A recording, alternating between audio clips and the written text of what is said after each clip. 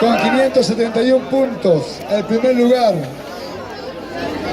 en la categoría Tincus son los Tincus Cachamarca.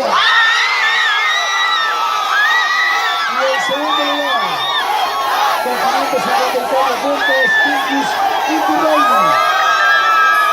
Invitamos a su representante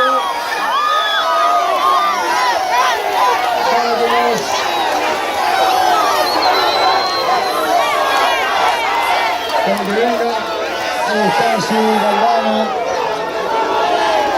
que lo acredita como el ganador. Invitamos por favor a uno de sus dirigentes.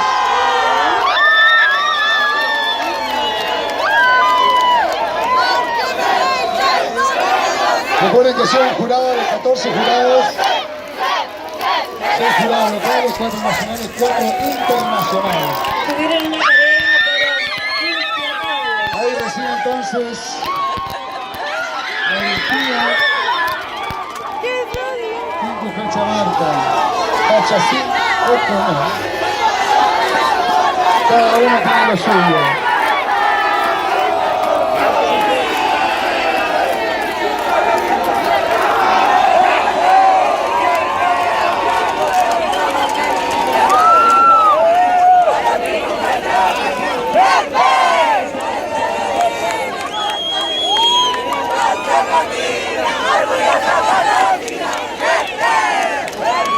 tremenda emoción.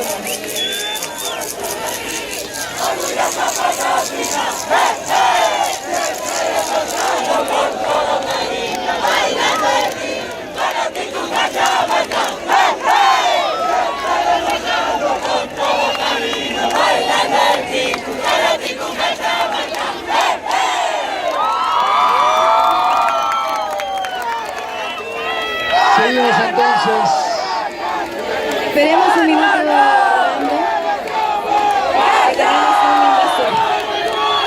Invitamos a Guido que baje por favor, que estamos grabando la planeación. Gracias.